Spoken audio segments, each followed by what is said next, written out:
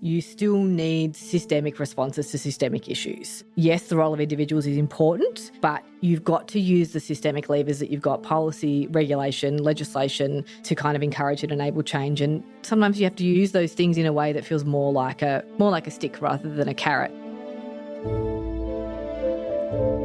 This is Fairy Tale Princesses Will Kill Your Children, and I'm your host, Jane Gilmore.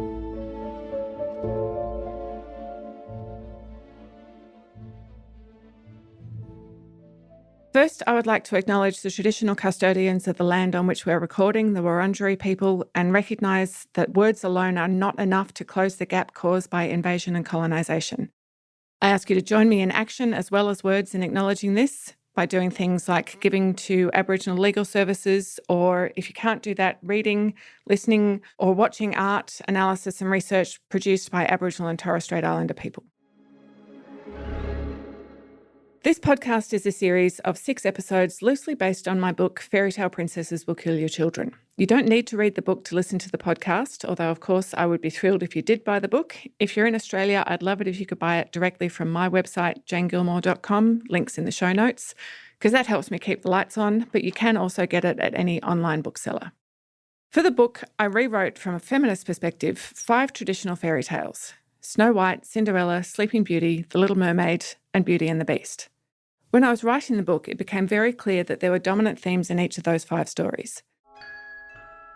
In the last 6 episodes, we've covered the dangers of teaching women and girls to hate and fear ageing. We've talked about the unpaid and undervalued work that women do.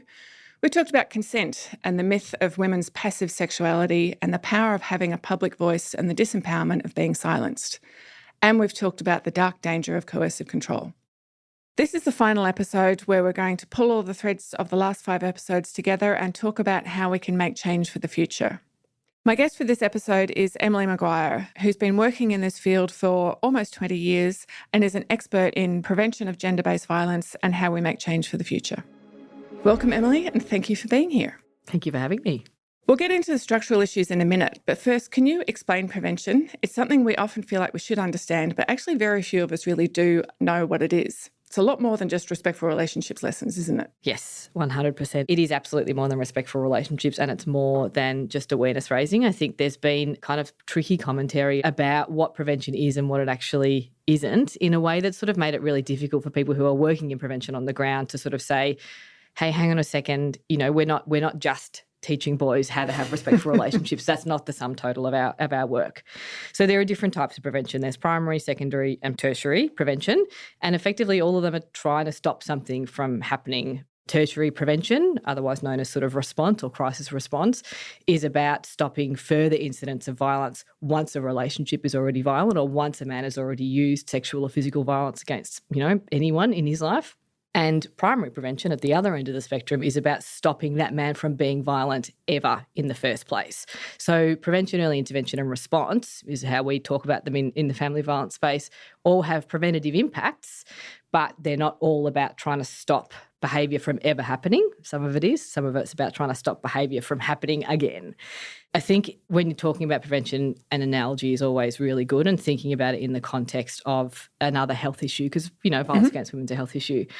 So think about heart disease and what we're trying to, when we do prevention work, any sort of prevention work, you're trying to stop someone from having a heart attack, right? Mm-hmm. When someone does have a heart attack, you need a cardiologist and a heart surgeon and whatever else to fix the problem and make sure that they don't die, and then make sure that whatever the issue is in their body is sorted out. So that's the tertiary prevention, that's the response.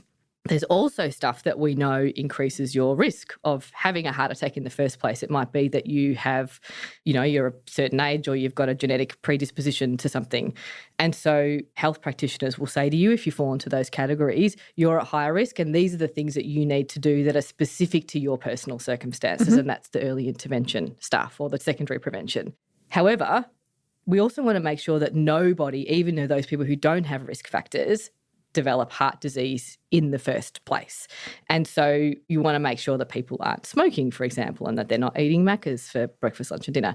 So you want to take action across the entire population that tells people these are the things that you can do in your daily lives that are going to mean that you're not going to put yourself at risk of having a heart disease. Eating healthy, doing exercise, I'm not a health specialist and I'm not a cardiologist, so if I've got some of that analogy wrong, please don't come at me. But it's those things. It is about the population-wide work of making sure that people don't start to do things that are bad for them in the first place, and that's what primary prevention is in a health context. In violence against women, it's exactly the same. So tertiary prevention is the stuff that you do once violence has already happened, a person has already chosen to use violence in their relationship, someone's already experienced sexual assault or physical violence. Tertiary responses are things like, police and justice responses or men's behaviour change programs or case management to make sure that women can get housing and material aid and support and whatever it is that they might need to leave a violent relationship. Those things prevent more violence from happening, but they don't stop the violence from ever existing for that woman or stop that man from using violence. The secondary prevention piece, it's often called early intervention, is about working with those who are at significant risk of experiencing or of using violence. And there's different strategies for each. If you take what we do know is that if you, as a kid, if you live in a home that's kind of characterised by violence, where family violence between your parents is very present, that's a risk factor. For boys, it's a risk factor that you're likely to go on and use violence in the future. For girls, it's a risk factor that you're going to go on and experience violence later in life. So early intervention work with those groups can be addressing the trauma that results from living with violence in the first place. It can be about teaching respectful relationships and offering different relationship models. Or it can be the more the protective factor stuff like access to education and making sure people are connected and those kids are connected in education.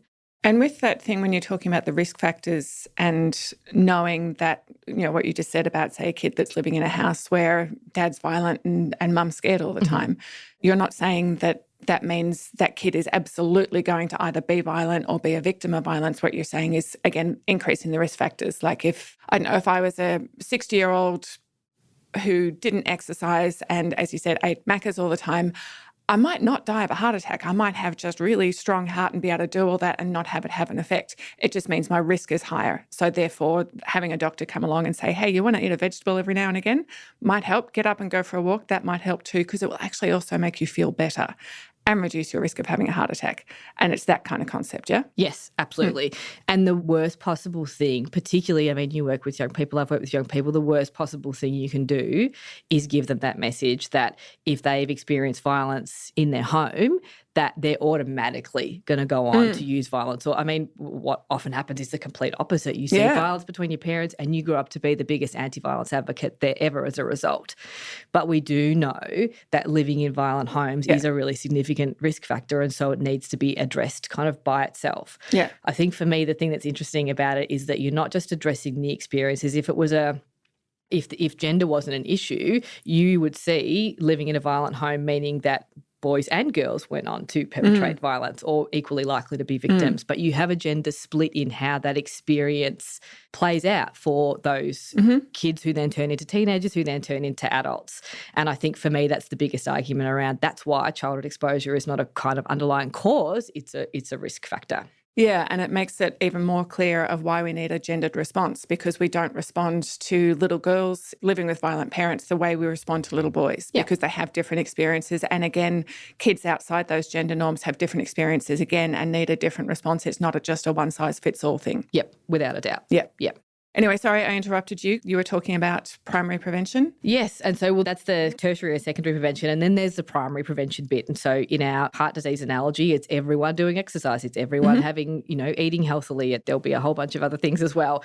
In violence against women, it's about addressing the kind of underlying or root causes of violence or drivers. You can call them causes or drivers, really, it doesn't actually matter.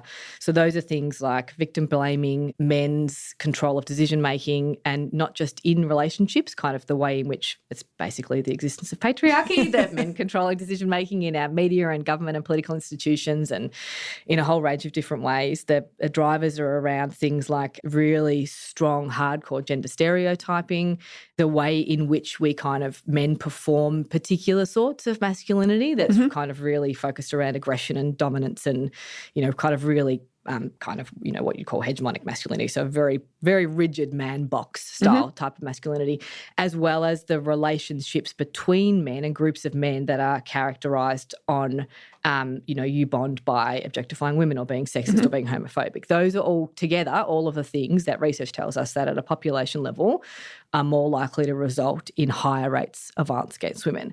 And so when it's about prevention, you have got to work across the entire population. You don't necessarily have to reach every single individual because that's nigh on impossible, but you need to work with the majority of the population to reach a tipping point. The bit that I think is often misunderstood in primary prevention is that prevention initiatives don't approach people like they're a blank slate. You go into a classroom or you're running an initiative in a sports club or you're, having a whole of workplace program. You know that you're going to have men who've used violence in there. You know that you're going to have people who have experienced violence in there, usually women. You know that you're going to have people who have had childhood experiences or who are currently having experiences of violence. And so those people might also benefit from some early intervention supports, but it doesn't mean that prevention isn't relevant or necessary for them.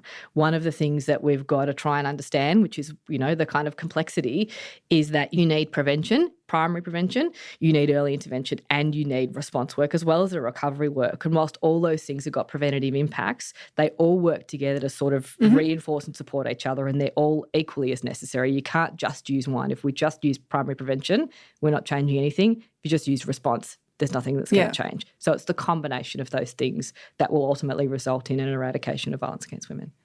And it's interesting thinking about what you just said in terms of the other episodes that we've done. So that idea of men having control and dominance, if I think back to what, say, Steve was talking about in that power of having a voice, if men are so accustomed to the idea that they take up space and they make decisions and their voices are the ones that need to be listened to and women's voices are not, and they're put in a position where they suddenly feel like, hang on, why do I have to listen? Why do I have to take the woman's part of this? That's not my role.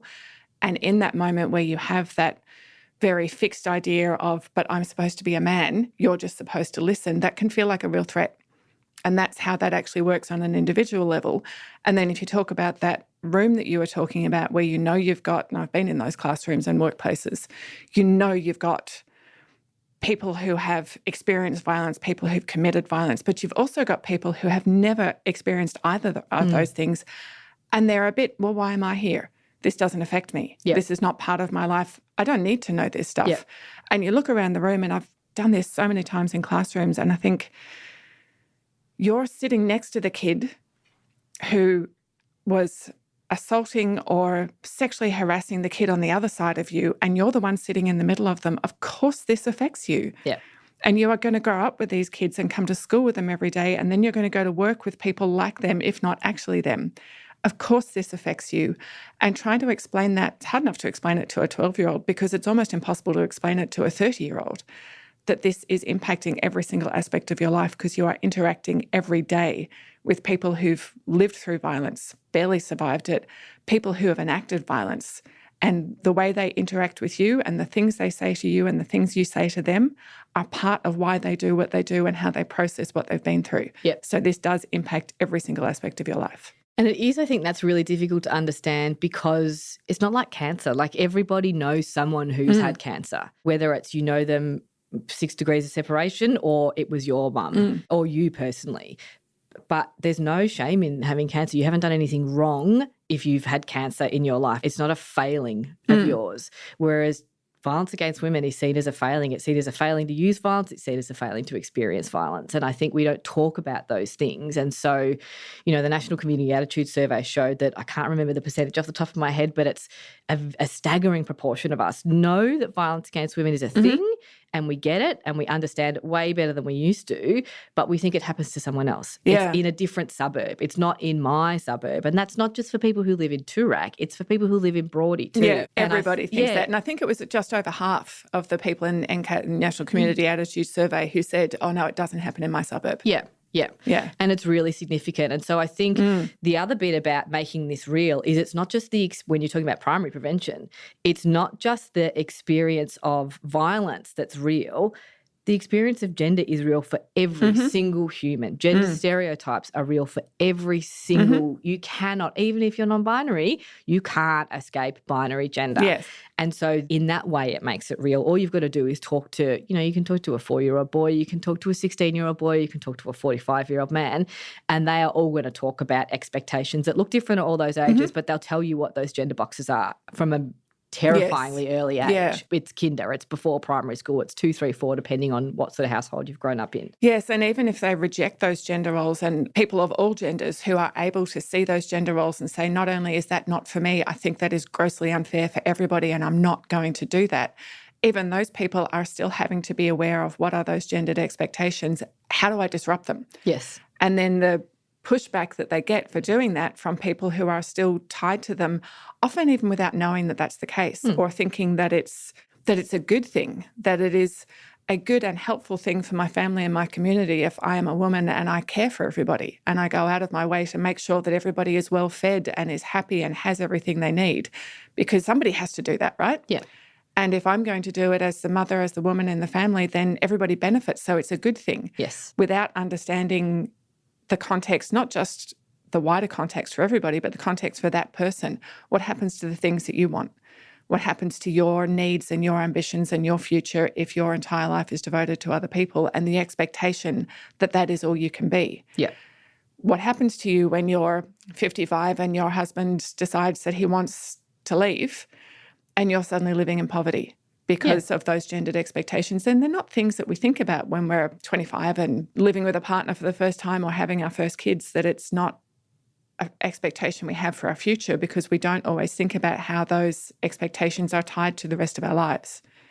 And taking it from that individual understanding to the structural understanding is not about saying, so nobody should ever have a partner or have children or ever couple up with a man ever again because it's just bad and dangerous. I mean, some people might advocate for that. I'm not. I might say it's right for me, but it's not certainly right for everybody. But understanding that those things can happen. So even things like, hey, your own bank account, hey, your own ideas, your own dreams, your own ambitions, can't do it all the time, and you do have to care for children and for other people in your family. That's unavoidable, but that's a shared experience in a family. It's not one person's role. Yeah. And we need to change structures as well as individuals to achieve that. Yeah. So one of the things that we need to talk about is that difference between individual changes and structural changes, that there are things about them that are very different, but there are also things about them that are very similar.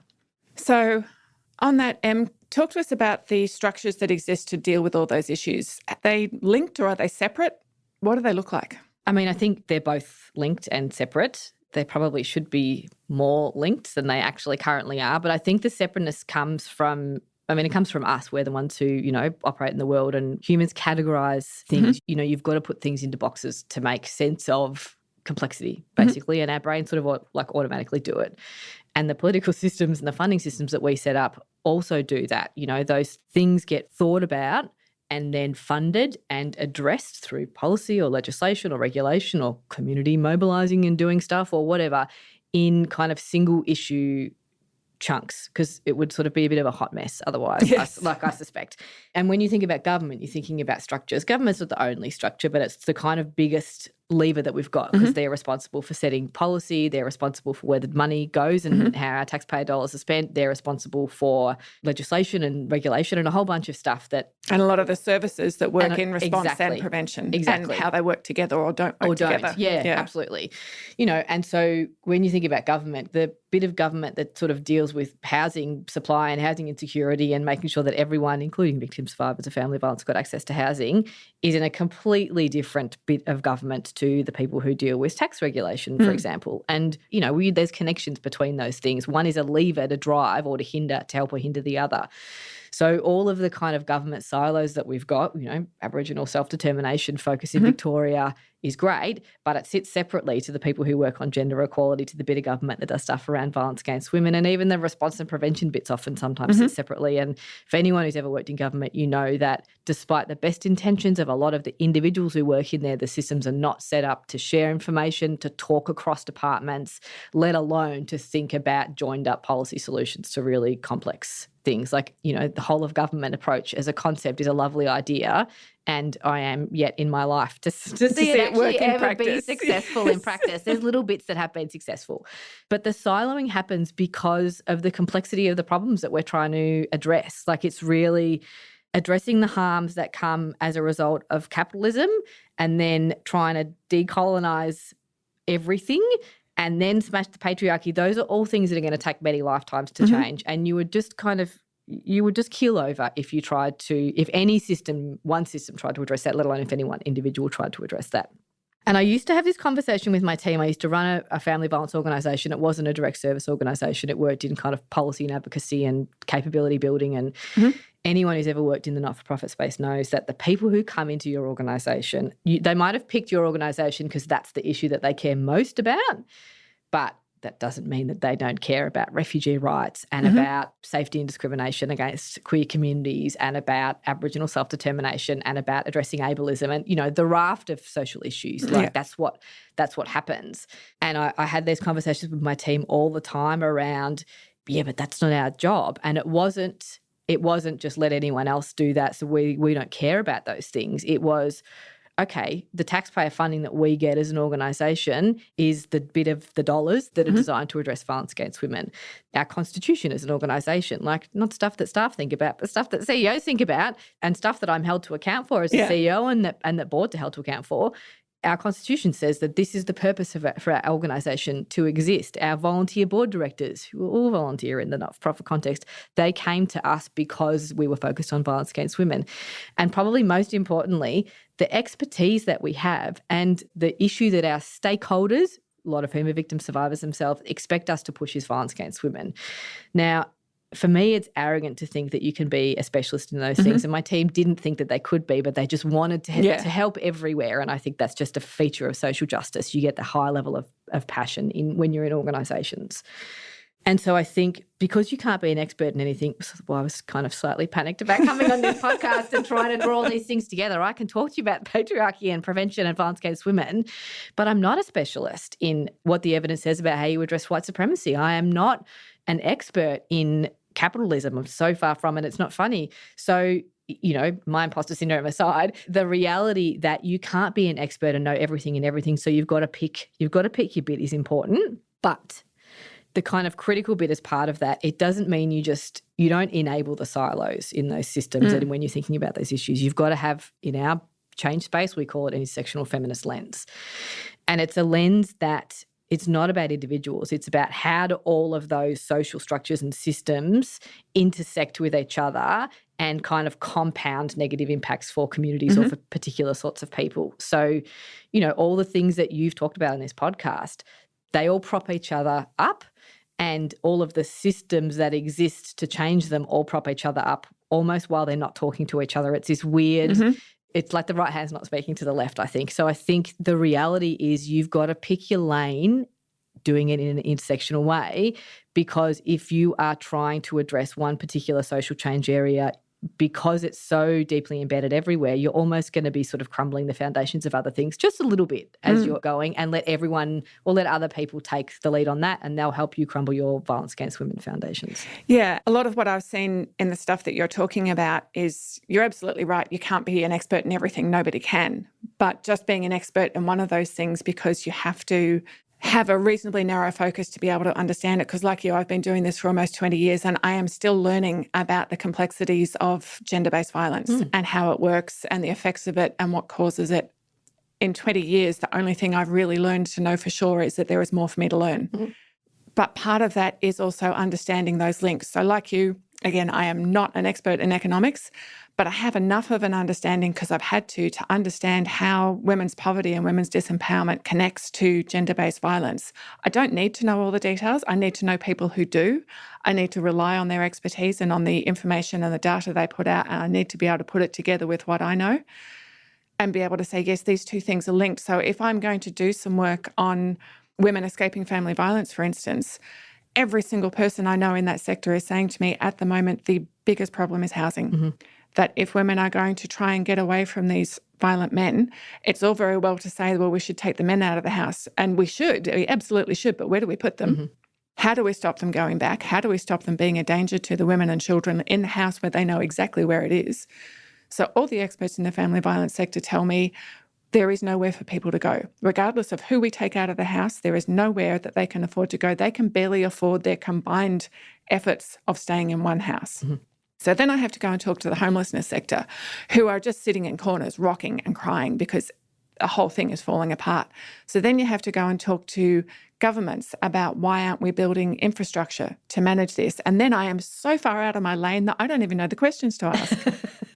So trying to find a way as advocates to pull this together and not keep going further and further and further from the thing that we're trying to do, which is change men's violence against women. And suddenly I'm over here talking to state governments about infrastructure and they're just looking at me going, why are you here? And I'm like, I don't know. I shouldn't be. How do we avoid that and stay with what we know about without having to do the work that we don't know about but is necessary for the stuff we do know about? Collective action. I've been in exactly that situation where you just find yourself talking, part of my job was to go and talk to Treasury and Finance, which used to scare the crap out of me because I was like, oh God, this is going to be terrible. And the conversations that you would have with them, you'd start talking about what are the economic levers we can use to make money. And my response would be, I don't know. That's your job. But what I can tell you is that you're not funding violence against women sufficiently, or this is how you need to fund prevention. And that in your housing example, if someone who's got your specialisation is consulting on, on infrastructure policy or housing supply, that's not your job. Knowing the political and policy and regulatory levers to do that is not your job. But you need to know that A, those policy levers do exist. 2, someone's advocating for them. And 3, that the people are advocating for them are going to use the violence against women policy lever to make their argument. So it's almost like you've got to make each other's argument for each other and leave your specialisation or leave your kind of deep content expertise for the conversations that require it. With policy and political conversations often require a skimming across the surface and the joining the dots. Often you're having conversations with more bureaucrats than the bureaucrats themselves are having conversations with. So you're sharing information between departments and saying, DTF have said this and women's policy of saying this and this is what's happening over in human services. And they're sitting there going, oh, that's great. I didn't realise that was happening. Like that's part of that's just part of the human complexity. Yeah. But I think for me, one of the things that I've kind of noticed in my work, and even in my work, partly it's because I'm getting older and doing different jobs, but partly I think it's because the social change field, violence against women as part of that, is changing, is that, we live in this massively individualised society and we're quite separate from the communities around us, even the communities that we intentionally create for us.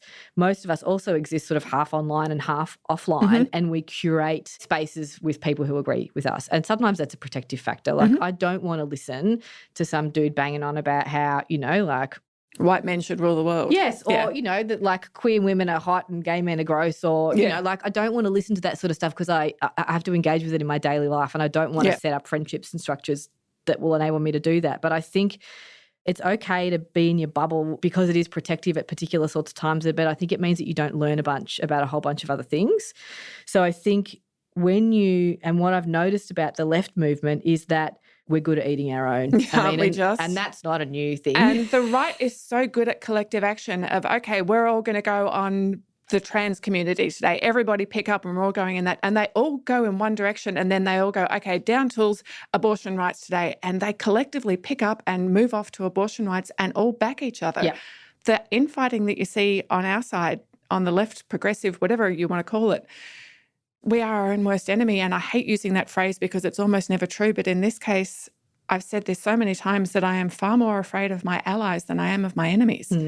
Because the people who advocate against reproductive health, against welfare, what they call welfare, but support for people who actually need it, and against equity and justice, are far easier to deal with than the people who tell me, yes, we should be doing those things, but not like that, you're doing it wrong. Yeah.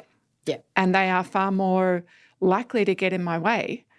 And the fact that I'm not doing it right, according to their definition, may well be true. But I look at all the people that are doing this work and all the advocates that are doing this work, and they are all doing it in different ways. And as you said, from different perspectives. So the person who is advocating for LGBTIQA plus rights is doing my work. The person who is advocating for pay equity is doing my work. And the fact that they're not doing it or using the language or the terminology or the jargon that I've been told to use in the sector, which does my head in, is not a reason for me to say you're doing it wrong. It's a reason for me to say you're doing your work. How can we work together? Yeah. How can I back you? How can I do what the right does and down tools for the day and come and support you in your work? Yeah. And then you come back and help me on mine, because that is why they are so effective. It's not only about helping each other, it's also passing around the buckets of money. Hey, I got a bucket of money here. Do you want that for abortion rights? When you get some, give us some so we can attract the trans folk, because that's going to be my mission. And they do. They cross-fund each other. They cross-support each other without question almost. Yeah. And I think, it sounds really attractive, that kind of, oh, I'll get into bed with anyone. Like, I don't really care. Which is sort of what it feels like in kind of socially conservative movements. And I think that there are elements of that we can borrow, but you don't want to go too far. It's somewhere in between. And the thing that I was thinking of when I was thinking about this question was the pro-Palestine movement. You often look at marches on TV and it's, unless it's an Aboriginal rights march, it's a sea of white faces, usually relatively young. You look at the pro-Palestine marches and it's the only thing that all of those people agree on. I will almost stake my life, not evidence-based statement, but I will stake my life on the fact regardless, is that the one thing that they all agree on is there is a genocide happening and we want our government to do something about it. That's it. If you then have a conversation with the 20,000 or however many thousand people turn up every single Sunday and come together, they're turning up for one single thing. But if you then say to them, you'll have 20 different, or you probably have 20,000 different views on, I don't know, on abortion rights, for example, or you ask people in that crowd who should be the primary carer and who should do the majority of the housework, or, what's the role of mainstream porn in how we create kind of healthy sexual lives for ourselves. And I'm picking those things because they are pillars of a left-wing feminist movement. But I stake my life on the fact that there's a lot of people in that crowd who have got very, very different views and who would disagree with them. And I'm not suggesting that you necessarily, there are some fundamental tenets that you need to stick to, but you also need to recognise if someone thinks that, women should stay at home, or not always and forever, but when the babies are young, or, that they're fine with women's right to choose, but like the concept of late-term abortions, if you assume that those people are horrible and bad, and it's easy to do that, you don't get a diverse movement. It's one of the reasons why the feminist movement is often been very, very white, because we've sort of said, oh, you culturally other. If you hold these particular views or values, or if you're right wing, or if you're whatever, you can't be in our movement. You can't be in our club. Yeah. And again, sometimes I'm not advocating to open the doors too wide. No thanks, Donald Trump. However, I don't think Donald Trump wants to be in our club. I don't think so either. No. Although I'm very pro-women these days. But I think it's that thing of, if you don't have those conversations, we've got to have courageous conversations. We just don't do it at the moment.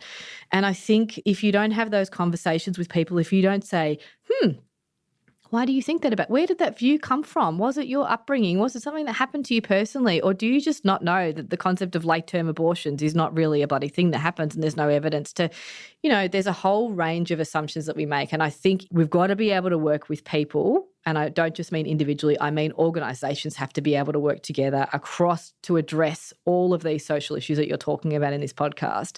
You've got to be able to work together and not agree 100% on everything. Yeah. I mean, sometimes you're not even going to get to 60% agreement. Just pick the thing that you agree on and talk about that, and do the other stuff behind the scenes. Because I think that's the thing that most often holds us back. There are times where you do need to be pedantic and perfectionist, and anyone who's ever worked with me will know that I can hold that line. But also sometimes you've got to get to bed with people that you would rather not be. Or even at least say, okay, we'll think what you like about abortion rights, but at the moment we're here to talk about housing, so let's put everything else aside because we agree on this. Yeah. And we can get together on this, and the two of us together, whether that two is individuals or organisations or massive groups of people, can make a difference. Yeah, it is a massively challenging thing for the left. It is hugely, hugely, particularly in this context that we are living in today, where you've got to toe the line. And I can't tell you how many times I've heard that of, oh no, I can't appear at that event with that person because of what they've said about trans rights. I can't even be on a stage with them. Yeah. And I'm like, but you agree on everything else. And I'm not asking you to agree with what you think of as a repellent view. And I think it's a repellent view too. But actually what we're here to talk about is sexual violence, and we all agree on this. So let's all get there and talk about it. But that idea of, well, no, I can't be seen with them. Yeah. I can't be seen, because that will be taken to mean that I endorse all of their views. Yeah. And that's a really interesting point you're making about, no, it doesn't. It means you endorse their view on this. Yeah. And you need to be clear. It's important to be clear about that. But holy moly, if we don't talk to people whose views we find repellent, well, what are we going to, like, how are we going to change anything? Yeah, I mean, I don't think I know anyone who actually agrees with everything I think, and I'd be so bored by them if like, imagine having that conversation where all you're doing is going, oh, you're so right. Yeah. But also this, I know you're so right. Like, you're never going to learn anything. What I said before about I've been doing this for 20 years and I'm still learning, doing this podcast, I was still learning things.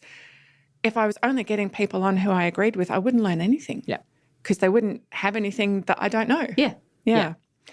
All right. It came up in almost all the other episodes that patriarchy, capitalism, white supremacy, transphobia, homophobia, all those topics, they're all reflecting sides of the same prism. What's the connecting thread between all of them? I don't think there's one, unsurprisingly. It's really complex. For me, there's a couple of things. One of the biggest bits is that those things are all systems, they're all really, really complicated systems. And so what that means for me is that even though we've talked about systems being sort of directed and governed by people and influenced by people and set up by people and enabled by people, individuals, you still need systemic responses to systemic issues. So yes, the role of individuals is important, but you've got to use the systemic levers that you've got, policy, regulation, legislation, to kind of encourage and enable change. And sometimes you have to use those things in a way that feels more like a stick rather than a carrot. You know, I think about, like, recycling is a really good example. No one thinks that recycling is going to end the global catastrophe of the kind of climate stuff that we are sitting in the middle of and that is just getting worse and worse. But actually, you know, when I was a kid, no one used to recycle. You had to be very environmentally conscious to recycle. And actually now what happened, because we talk about it as individual change, but it was individual change that was driven by systemic levers. It was local governments saying that these are the bins that you have to use and this is the stuff that you have to do. Yep. And it progressively got more and more complex as we learnt more, and they could push the social change piece a bit further. But that was also supported by education in schools and kinders, and this is why recycling is good for the planet. And I think that using systems to create individual change as well as to create structural change is one of the really kind of big threads when you're talking about systemic issues. Yeah, but it's complicated because tying together all those things like patriarchy, capitalism, white supremacy is always about who's allowed to have power. Yes. That's, to me, what connects them all, is that definition, their particular definitions of who's allowed to have power and who should be punished for attempting to get power. So with the things that you're talking about that individuals try and do, that whenever we try and push back on patriarchy or white supremacy or transphobia, the backlash is huge. The punishment for pushing against those power structures and saying, no, actually, these people that you are oppressing, you cannot do this anymore. Yeah. The response is to say, well, we will use the power we have to disempower those people even further. Yeah, yeah. Look, and I think in those contexts, probably the overarching thread, I guess, across all of that is the kind of concept of fear, really, and kind of closely connected to fear. And it's always fear of the other, right? It's not fear of the person who looks and thinks exactly like you. And closely connected to that fear is the kind of idea of assumptions and misinformation. I think, you know, again, we're humans, we categorise things, and we usually categorise things based on, if we don't have personal experience of it, you categorise things based on stereotypes and usually misinformation and assumptions. And you make meaning about particular things based on those stereotypes, unless you have got a lived experience either of that system of, you know, you realise that racism impacts particular communities, but also racism is relevant to me as a white person, not because of reverse racism, but because I uphold the system that enables racism to happen. So I think for me, like, if you've got to pick one thread, it is that fear of the other. And so I think, you know, and I don't know what solves fear, but to me there's something about the most sort of change I've ever seen in stuff that I didn't think would happen is when face-to-face conversations happen. And so you've got to navigate that face-to-face conversation, those challenging conversations to drive the behaviour change. And it's not just behaviour, it's actually values and attitudes. And you've got to have that coupled with the systems piece. So it's a top down and a bottom up. And it's always going to be, if you're too top down, you're forcing people and you'll get more backlash. If you're too bottom up, change is too slow and you don't reach the tipping point fast enough. So it's that combination, for me, I think, is the only way we're going to do it. That's a really fascinating way of looking at it. And that thing that you're saying about the fear, what do you do to combat fear? I think you kind of answered it. It's knowledge. The thing that we are most afraid of is the things we don't understand or don't know about.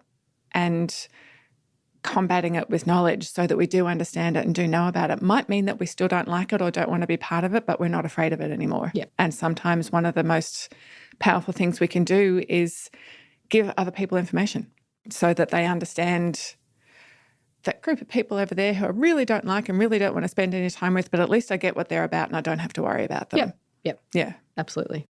I want to go back to your explanation about prevention, because all those forces we just talked about, those massive structures of government and that siloing of thinking, which, as you say, is difficult to manage, but also necessary. It's basic human problem solving. You break things down into small pieces that you can deal with those, and then hopefully you solve the problem. But additionally leads to that siloing. Looking at those structures and those siloed structures, the forces working against change are so huge. They can feel so overwhelming, so powerful. But we also know they're not, because we know change has happened. So how do we come to grips with that idea of we're up against this overwhelming force, but we have the power to do something about it when it feels like we don't? You just accept the feeling of overwhelm and exhaustion. I think that's the reality of, you've almost got to sort of put it out of your mind. Like, it does feel exhausting. If you just focus on that, I think you just wouldn't get out of bed. I spend, I've been working mostly in family violence spaces, in violence against women, gender equity, because broadly, but in what I would call spaces that are focused on progressing women's rights for a very long time. And in my teenage years, that was the primary focus of a lot of the conversations I was having. And I was the 16-year-old who was on the table yelling at a pub, and I don't do that anymore because it's not really a useful way to drive change. It was a conversation starter back then. But I think I have conversations with my friends a lot around, all I do is, I just do violence against women. I work 14 hours a day sometimes. I don't have the energy to, refugee rights is a thing that I really care about, and I don't do anything, and I don't go to the marches and the rallies, and I don't do all of these other things. And, yes, I voted yes in any sort of social progressive thing that we've had, but that's not enough. That's the bare minimum. And they sort of look at me like I've got two heads when I berate myself for not doing enough. And I think it's a real thing for anyone. And I think you've got to just sort of, if you've picked your lane, doing it in an intersectional way, you've picked your lane and do that, and then you can move to a different lane when it gets tiring.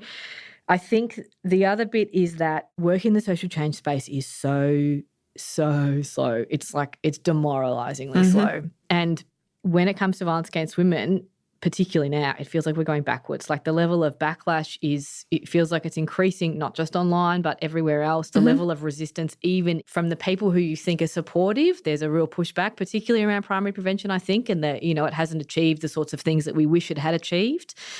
Women are still being murdered, rates of violence not declining. There's all of this sort of stuff of, you're banging your head. It feels like you're banging your head against a brick wall.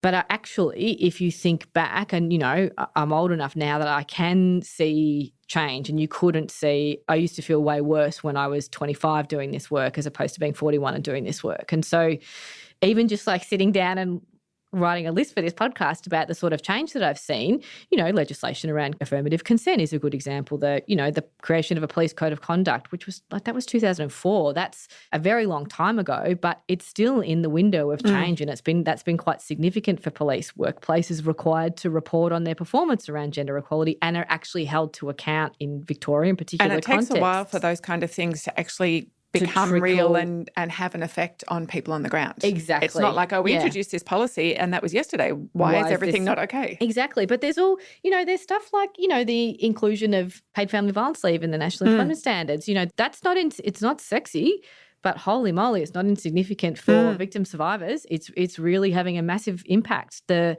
Community Attitude Survey shows us that more people recognise what violence is. The AFL clubs sometimes properly sanction players who have used violence. Like, are they enough? No way, no. Are they done? I think I'm always reluctant to use police as an example of good change because there's still so much problematic stuff with police. But actually the code of conduct was really fundamental then, and it continues to be now because it has shifted. It doesn't mean these changes they're not static and they don't stay the same, and it's not necessarily the change that I would have wanted to see, but you've got to accept the wins, and you've got to sort of almost remind yourself and recognise that those wins have happened. It might not be the wins that you want to see, but social change is incremental and it's not linear, and it does take a while to trickle out. And I think I get the argument of don't tell me to wait around for change when women are dying. Like, that's why I'm in this work. Like, please don't say to me or to you or to anyone else, you don't care about women dying. Like, that's why we do. That's why we do the things that we do.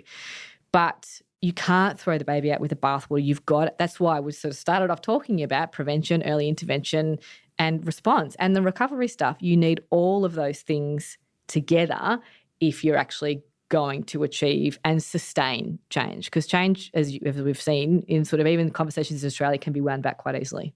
Yeah, and it's not about saying that we started down this path, so we're going to blindly follow it without stopping to examine what's going on and what are we doing and what worked and what didn't. Yeah. But I had a real moment a few months back of recognising how much change had happened that I hadn't noticed when I went to Rosie Batty's book launch. And on the stage, she had Ken Lay, who was, when Luke Batty was killed, Ken Lay was the Chief Commissioner of Police. Daniel Andrews at the time was the opposition leader. And Fiona McCormack, who was the CEO of DB Vic at the time. And I was just looking at them all on stage, and I remember seeing that press conference that Rosie did the day after Luke was murdered, and like I was gutted like so many people. My son is also called Luke, who was about his age, so it felt so personal. But I remember watching her in that press conference, and I actually gasped out loud when she said it was family violence, because that was just utterly unheard of at the time that she would say that or that she would describe it that way. The fact that she was able to even stand up and speak at that time was staggering. But then what she said about it, that she was able to say that, was so just, I was astounded.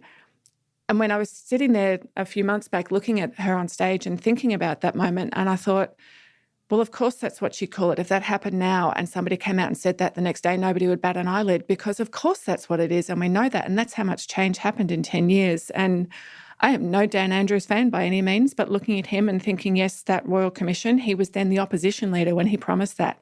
And then he did it. And I was one of the people arguing against it. And Fiona McCormack brought it up that day. I was one of those people writing articles about why do we need to spend all these millions of dollars to tell us things we already know. We don't need another talkfest. We need more people on the ground. But I look back now at what came out of that Family Violence Royal Commission and all the information that we got, and it is not perfect and it is not done, but the changes that it's made have been real and genuine, and we can keep working on making them better because that's what we do. The changes that happened in the way police deal with gender-based violence, which didn't start with Ken Lay, it actually started before him with Christine Nixon and probably with somebody before her as well. But that progression of change over time, that was such an amazing moment of thinking, looking at that stage and those people and thinking that was 10 years ago. And so much has happened in the 10 years that I had forgotten about because I tend to live very much in the now. So I'm just, what's happening right now, what's happening right now? And that value of looking back and saying, oh, we've done a lot. And I can see the flaws in everything we've done and how it's not working perfectly, but I can also see how it was before we made those changes. And it was worse. It was much worse. Yeah. I think Rosie's such a good example of, because I remember that. I literally remember what her face looked like because it was just everywhere. Yeah. And that particular clipping standing in the middle of the street.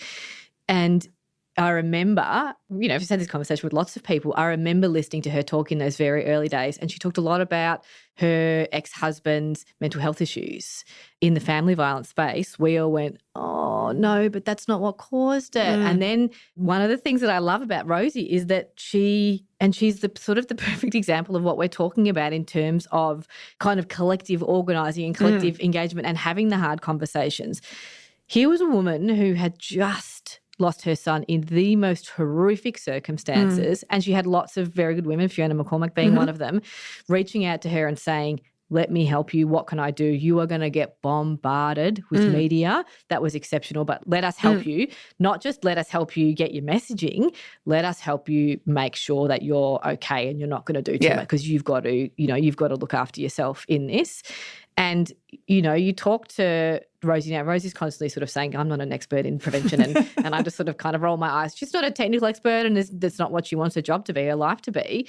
And this is not what she wanted her life to be, obviously.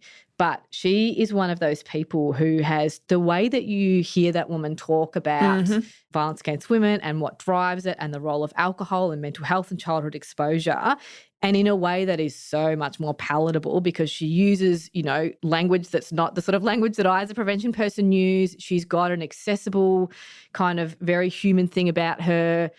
She just talks in words, not jargon. Yeah, and she does it in a way that never makes you feel like you're wrong or you're bad because you haven't quite got it. That kind of progression and her openness at the worst moment in her entire life to have a conversation about what the evidence says and to start to sort of build some of that into her whilst not losing the things that she fundamentally felt and believed in her experience of it.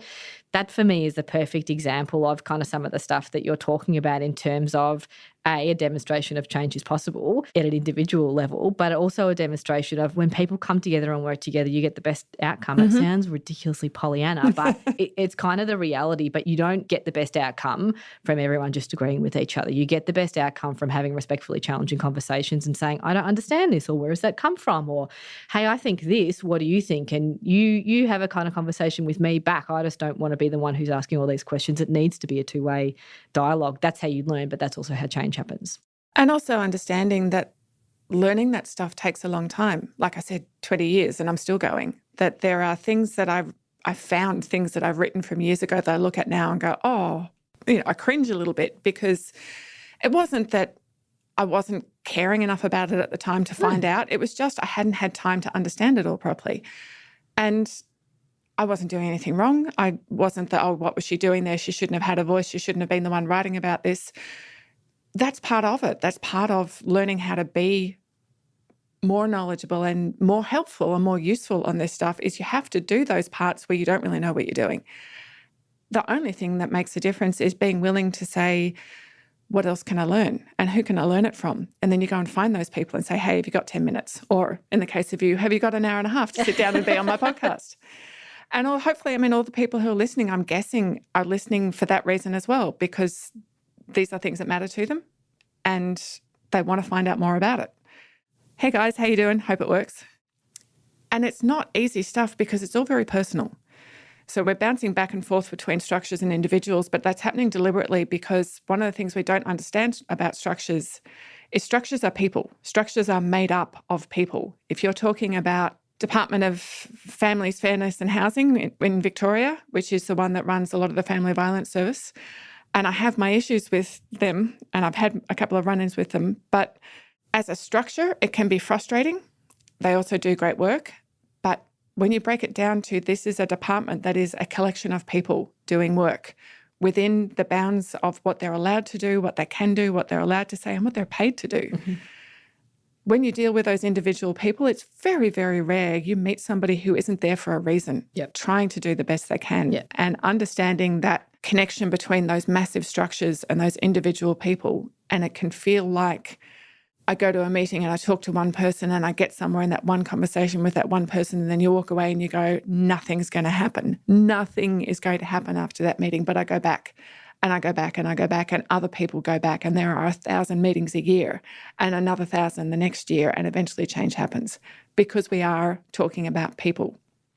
And that's one of the things that I think we need to try and hold on to is every one of those conversations makes a difference, because it's not one conversation or one article or one podcast or one moment of realization that's going to change everything. It's that long, slow progression of going, oh, okay, I know a bit more about that now.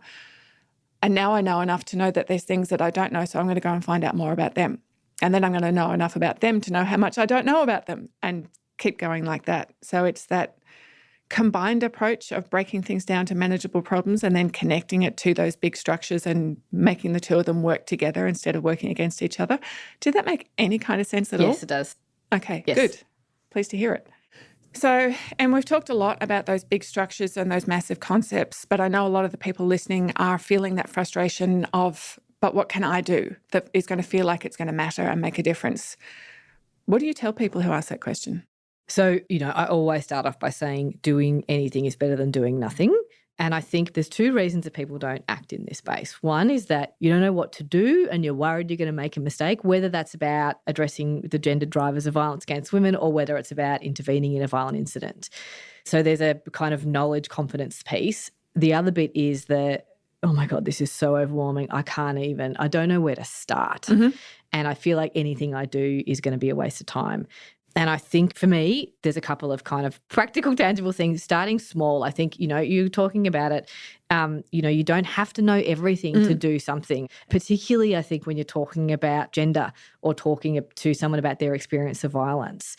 People don't know the impact that a positive response to someone disclosing their experience of violence can have. Like, it can literally set somebody up to go and seek further support for the sexual violence that they might have experienced as a child or as a teenager, and they're 45 or 75 years old. Like, it can really change the trajectory of someone's life. It is a powerful conversation as long as you listen and as long as you believe them and tell them you believe them and say that you're there for whatever they need. That's not a hard thing to do. And it's not even about disclosures, that often people who've had those kind of experiences and I've seen this happen so many times, of somebody who has lived through that kind of abuse and is sitting silently in a conversation listening to other people talk about the topic. Yeah. And we don't know a lot of the time how the conversation, the way we're talking about it, how that affects them. Because what you're talking about there, and you're absolutely right, is if somebody comes to me and says, hey, this happened to me when I was a child, how I react to them is crucially important.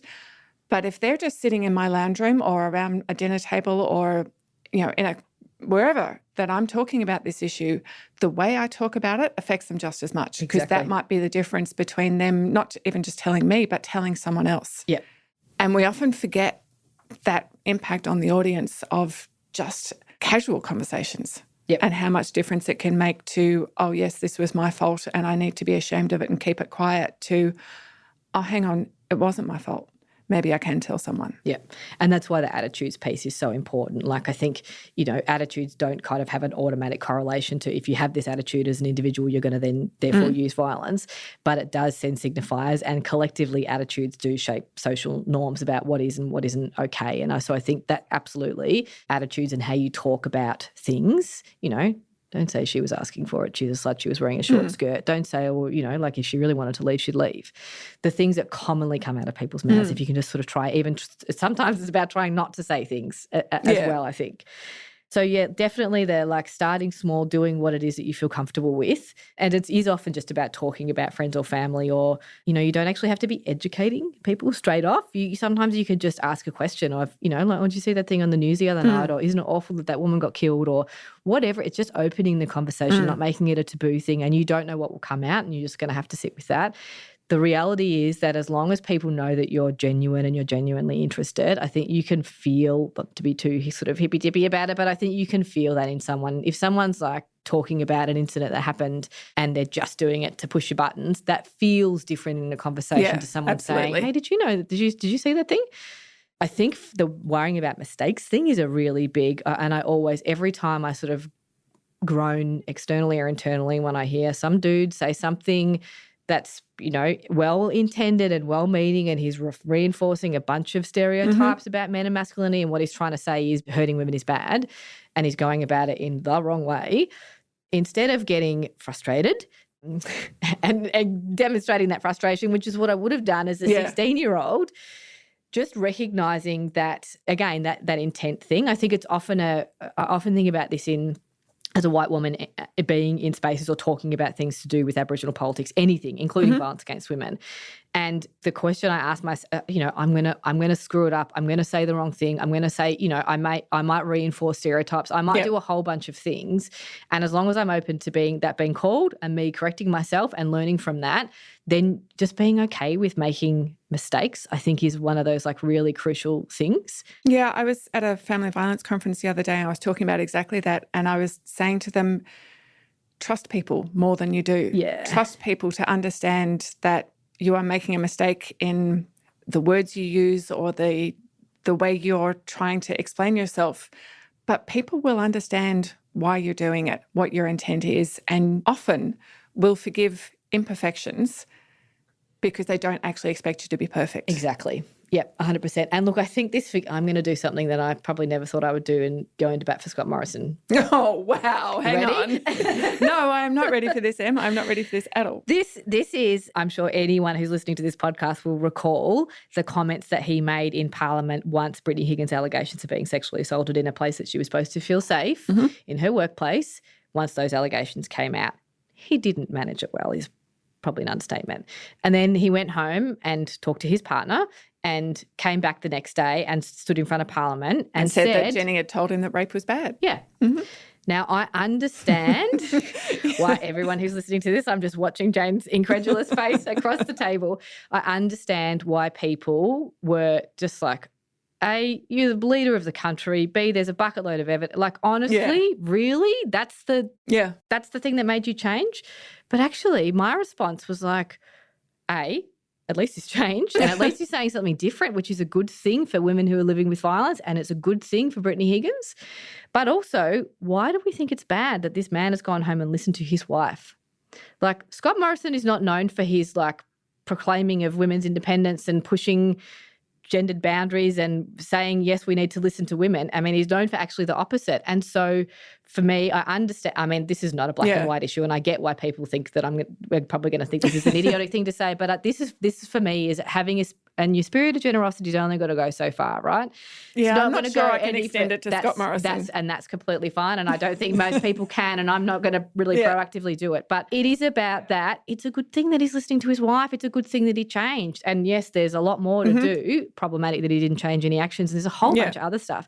But you've got to give people back that. And let's not pat blokes on the back too much / at all for doing the absolute bare minimum. But also, if you want people to change, let's not shame them for trying. Yeah. And so there's a middle ground. I think the other bit that I just want to say, not about Scott Morrison, but just in terms of like what can you do, is I think this is not just about individual conversations. Like, that's important. Talking to people, responding well to disclosures, talking about gender stereotypes, pulling up your mates if they say something sexist, all those things are really critical. But actually using your sphere of influence. Like, we've all got, well, not all of us, but most of us have got jobs. You can do something in your workplace, which is not just about talking to your colleagues. You can advocate for policies and procedures and a particular approach. If you've got control of any funding levers, whether you're working in government or in an organisation, or in a local government, or you can reallocate funding to the stuff that's going to make a difference. If you're a parent, you've got a kid, you can bring them up in a particular way that is going to mean they are less likely to either be a victim or a perpetrator of violence. Like, think about what your sphere of influence is, not just to make individual level change, but to use the kind of authority as a community leader, as an organisational leader, as a person who people listen to, or as someone who's got their fingers on the kind of buttons of power, for want of a better term. You do that. It's not just about individual conversations. It's about using the power that you have as an individual in whatever that looks like for you. Yeah, and I suppose you could argue that that's what Jenny Morrison did, and it worked. So you are pro Scott Morrison. Em. Sorry. I'm sorry, everybody, that I invited Emily Maguire onto this podcast to do this to you. Apologise to my entire audience. It's really something to think about, and it is. We haven't really got time to go into it now. Hopefully I'll get to do another series like this, and we can, but it is one of the things I think about of if we demand that violent men change, do we then have to forgive them for the violence they've committed? That's a question I'm going to leave everybody with because we don't have time to cover it now because it's just too huge. Thanks so much, Em. That was amazing. Really appreciate you taking the time. Thank you. My brain is hurting, but it was a fabulous conversation. Go rest your brain. I'll see you soon. Thanks, Jane.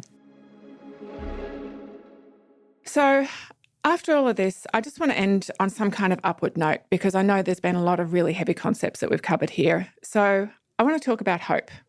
And I've done this a few times. If you've ever heard me speak in public, you've probably heard me say this before. But I go back to my standby when I think about hope, which is my mum. And apart from just her and the fact that she's my mother, it's also her life. She can remember getting milk delivered to her house when she was a child on a horse and cart. When she comes to my house now, she gets there using a smartphone. That's how much change has happened in a single lifetime. Aboriginal and Torres Strait Islander people were not able to vote in some Australian states when my mother was born. When she got married, the marriage bar that said women had to quit their paid jobs when they got married had only recently been lifted, and rape in marriage was not a crime. The Equal Pay Act had not been passed when she got her first job. Being gay was a crime in Victoria when I started school. No one was learning about consent even when my daughter started school. Now I'm sitting here talking to all of you about the change that has happened in my mother's lifetime and what I hope will happen in my daughter's lifetime. When I think about the thousands of years of history of almost no change to women's legal, economic, and public status, in only a couple of generations, we have torn all that down and started to build something new, something nobody has ever seen or even imagined before. That's how we know that change can happen, because it already has. Hope is, as it has always been, in the past and in the future. That's how we know we can hold on to it now.